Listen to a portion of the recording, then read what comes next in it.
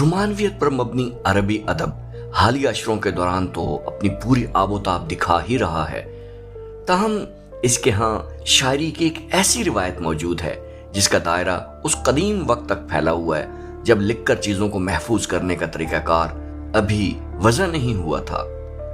عربی شاعری ایسی ہی بے مثال مقبولیت کی وجہ سے عرب عوام کے جذبات سے جڑی ہے اور اس خطے میں زندگی کی پیچیدگیوں کی عکاسی بھی کرتی ہے۔ اس میں رومانوی اظہار اور جذباتی حساسیت سمیت بہت کچھ دکھائی دیتا ہے۔ محبت کی کہانیاں کسی بھی دوسرے خطے کے ادب کی طرح عربی میں بھی ایک خاص مقام رکھتی ہیں۔ ایسی ہی لاتعداد کہانیوں میں سے چند ایک مشہور کہانیوں کا ذکر ہم یہاں کر رہے ہیں۔ امید ہے یہ قصے اور ان کے کردار آپ کے لیے دلچسپی کا باعث ہوں گے۔ عرب کی قدیم پریم کہانی انترا اور ابلا، محبت کی ایک ایسی داستان جس نے صدیوں کو اپنے سحر میں جکڑے رکھا۔ یہ کہانی قبل از اسلام دور کی ہے۔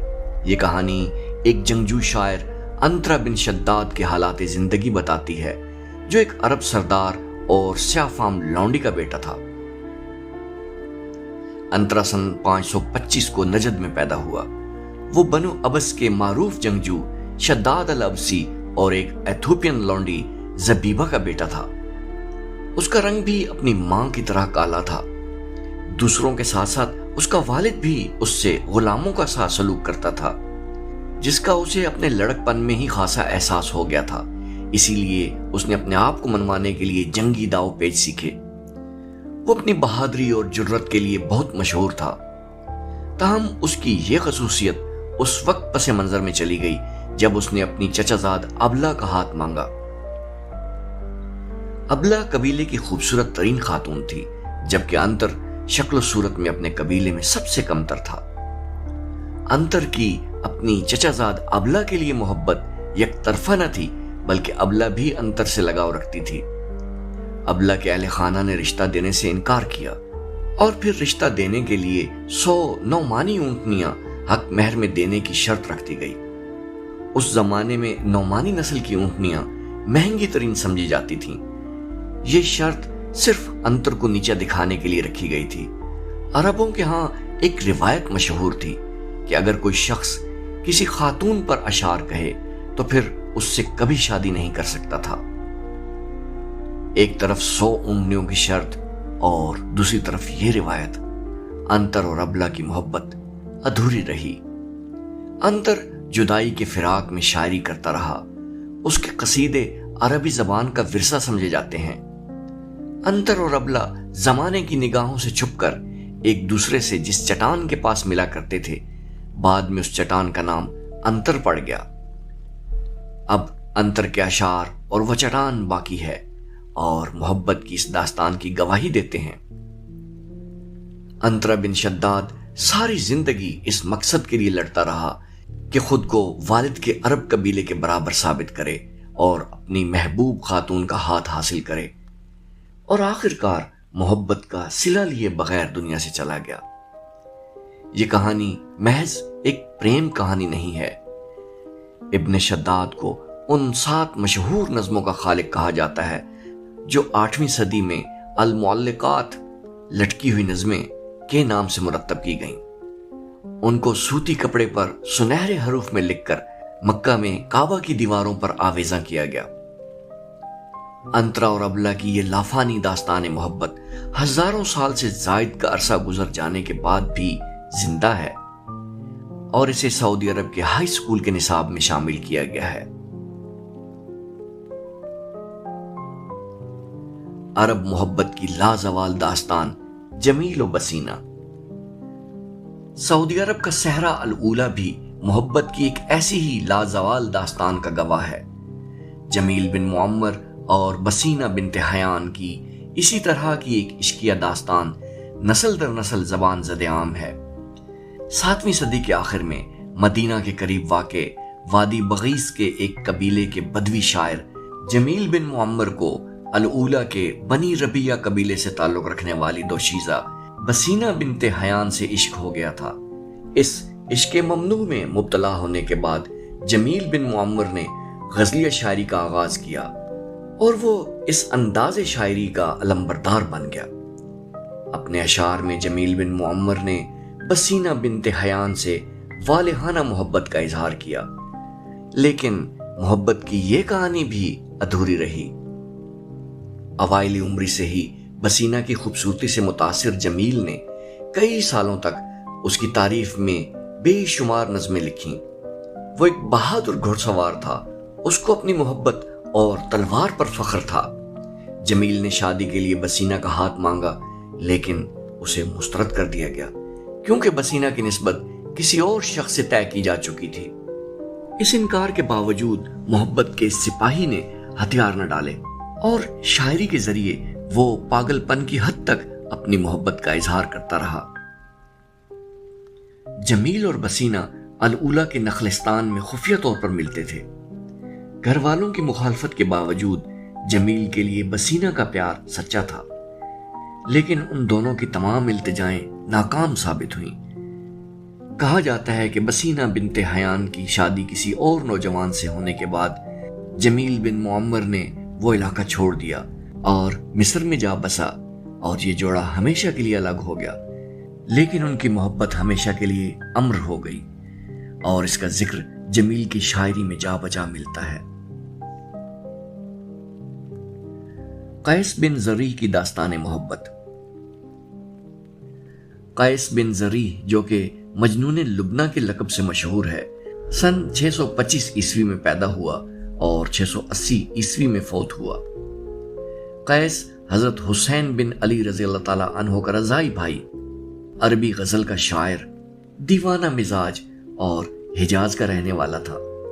قیس نے ابی بکر الصدیق، عمر بن خطاب، عثمان بن عفان، علی بن ابی طالب اور معاویہ بن ابی سفیان کی خلافت یعنی پہلی صدی ہجری کا زمانہ پایا۔ قیس کا نام مجنوں اس کی محبوبہ لبنہ کی محبت کی وجہ سے پڑا۔ لبنہ قیس کی بچپن کی دوست اور بعد میں محبوبہ اور بیوی بنی، لیکن اولاد نہ ہونے کی وجہ سے قیس نے اپنے خاندان کے دباؤ میں مجبوراً اسے طلاق دے دی۔ قیس کی وارفتگی حد سے زیادہ بڑھ گئی، اس کی وحشت میں اضافہ ہوتا چلا گیا اور ہر وقت اس کی زبان پر لبنہ کی محبت اور اس سے جدائی کے اشعار جاری رہتے ہیں۔ ادھر لبنہ نے طلاق کے بعد دوسری شادی کر لی۔ ایک عرصے کے بعد لبنہ کا گزر قیس کی طرف سے ہوا۔ قیس نے لبنہ کو دیکھا تو اس کی آتش محبت مزید بھڑک اٹھی۔ لبنہ کے شوہر نے یہ دیکھا تو لبنہ سے پوچھا کہ اگر تم چاہو تو میرے ساتھ رہو، ورنہ مجھ سے طلاق لے لو تاکہ قیس سے دوبارہ شادی کر لو۔ لبنہ نے شوہر سے طلاق لے لی، مگر عدت کے دوران ہی اس کا انتقال ہو گیا اور اپنی محبوبہ کی موت کے غم میں قیس بھی جلد ہی دنیا سے چلا گیا۔ اجا و سلمہ کی داستان محبت۔ سعودی صوبے حائل میں طائے اور شمر نامی کوہستانی سلسلے معروف ہیں۔ ان میں اجا اور سلمہ جڑواں پہاڑ واقع ہیں۔ بتایا جاتا ہے کہ اجا کا تعلق عمالقہ کے ایک قبیلے سے تھا۔ وہ سلمہ کی محبت میں گرفتار ہو گیا تھا۔ سلمہ بھی اس پر فدا تھی، لیکن قبائلی رسم و رواج دونوں کی شادی میں آڑے آئے۔ اس وقت رواج یہ تھا کہ اگر کسی لڑکی کا نام کسی سے منسوب ہو جاتا تو بدنامی کے ڈر سے اس کی شادی اس سے نہیں کی جاتی تھی۔ ظالم سماج کی مخالفت سے تنگ آ کر ایک دن سلمہ اجا کے ہمراہ بھاگ گئی۔ سلمہ کی ملازمہ علوجہ بھی ہمراہ تھی۔ کہتے ہیں کہ قبیلے کے لوگوں نے دونوں کا تعاقب کیا اور انہیں سلمہ و اجا پہاڑوں کے درمیان پکڑ لیا اور دونوں کو یوں ہلاک کیا کہ اجا کو مغربی پہاڑ اور سلمہ کو مشرقی پہاڑ پر لٹکایا گیا۔ اسی تناظر میں ان دونوں پہاڑوں کے نام جبل اجا اور جبل سلمہ پڑ گئے۔ شعراء نے اجا و سلمہ کے بارے میں تاریخی قصائد لکھے۔ سیاحوں نے بھی اجا و سلمہ پہاڑوں کے تذکرے اپنے سفر ناموں میں قلم بند کیے۔ ان میں فن لینڈ کے سیاح جارج اوگسٹ ویلن کا نام قابل ذکر ہے، جو 1845 عیسوی میں اس علاقے میں آئے تھے اور بعد میں مسلمان ہو گئے تھے۔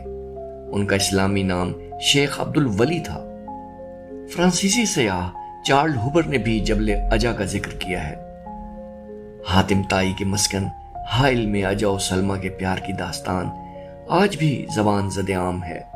دور دور سے آنے والے سیاح خیمے نصب کر کے اس علاقے میں پہاڑوں کے درمیان سلمہ و اجا کے پیار کی ادھوری داستان سنتے اور سناتے ہیں۔ قیس اور لیلا کی لازوال داستان محبت۔ محبت کی لازوال داستانوں میں سے ایک کا مسکن سعودی شہر لیلا ہے۔ یہ سعودی دارالحکومت ریاض سے 300 کلومیٹر جنوب میں الافلاج ضلع میں واقع ہے۔ اس شہر کا چپا چپا لازوال داستان محبت کا عینی شاہد ہے۔ مورخین کے مطابق قیس اور لیلا کا قصہ سن 645 عیسوی سے سن 688 عیسوی کے درمیان پیش آیا۔ وہ اموی دور ملوکیت میں مروان بن الحکم اور عبد الملک بن مروان کی حکومت کا زمانہ تھا۔ کہتے ہیں کہ قیس اور لیلا دونوں کی پرورش ایک ساتھ ہوئی تھی۔ دونوں بچپن میں توباد نامی ایک پہاڑ کے دامن میں بکریاں چراتے تھے۔ لیلا قیس کی چچا زاد بہن تھی۔ وہ اس کی محبت میں غزل کے اشعار کہتا تھا۔ جب لیلا سے مجنوں کی محبت کا چرچہ عام ہوا تو لیلا کے والد نے عرب روایت کے مطابق شادی کرنے سے انکار کر دیا اور لیلا کی شادی طائف کے قبیلہ ثقیف کے ایک نوجوان ورد بن محمد العقیلی سے زبردستی کر دی۔ اس خبر سے قیس کا ذہنی توازن بگڑ گیا اور وہ مارا مارا پھرنے لگا۔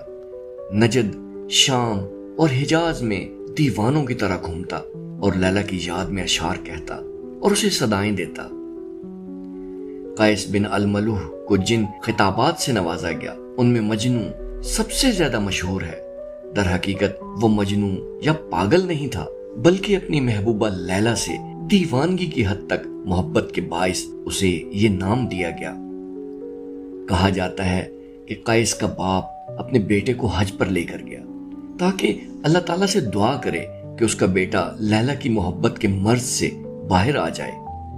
بیت اللہ پہنچ کر قیس کے باپ نے بیٹے سے کہا، جاؤ اور بیت اللہ کا غلاف تھام کر دعا کرو، اللہ تمہیں لیلا کی محبت سے نجات عطا فرمائے۔